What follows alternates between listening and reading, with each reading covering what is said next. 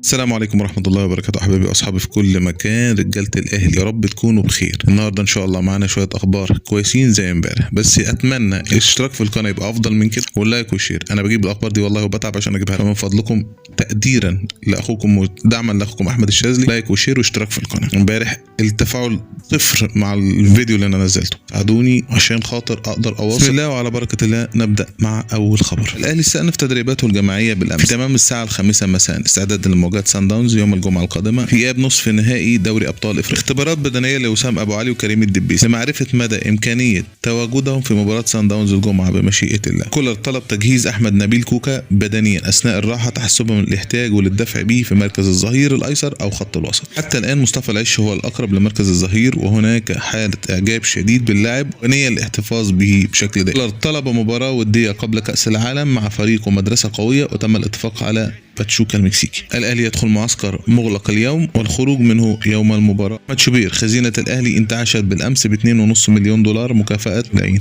مع أن يتم استلام مبلغ آخر من الفيفا آخر الشهر الجاري ويبلغ حوالي 9.5 مليون دولار قابل للزيادة. محمد شوقي مع شركة الكرة توصل لاتفاق مبدئيا مع محمد الشناوي هيحصل فيه على مبلغ 25 مليون مع 15 مليون إعلانات وعقد سنتين، ومع رامي ربيعة تم التوصل لاتفاق وسوف يتم الإعلان عنه بعد المباراة. بنسبة كبيرة يتم الانسحاب مجددا من صفقة محمد بن رمضان، ولن يتم فتح الملف مرة أخرى، وسوف يتم الاكتفاء بوجود ديانج مع تواجد رضا وأفشة ومروان وكوكا وإمام في الوسط. بحسب موقع الأهرام اليوم رصدت إدارة الأهلي مكافآت مالية كبيرة حال الفوز بدوري أبطال إفريقيا للموسم الثالث على التوالي. استلموا 200,000 جنيه مكافأة الفوز على الهلال السوداني، وفي حالة التأهل للنهائي بإذن الله كل لاعب سوف يحصل على نصف مليون مكافأة فورية. أحمد شوبير عبر إذاعة أون سبورت إذاعة مباراة الأهلي وباتشوكا يوم 8 يونيو المقبل بمدينة ميامي عبر قناة أون سبورت. موقع الفيفا الرسمي يحتفي بحسين الشحات بشكل خاص ولاعبي الأهلي بشكل عام بسبب المشاركة في كأس العالم للأندية.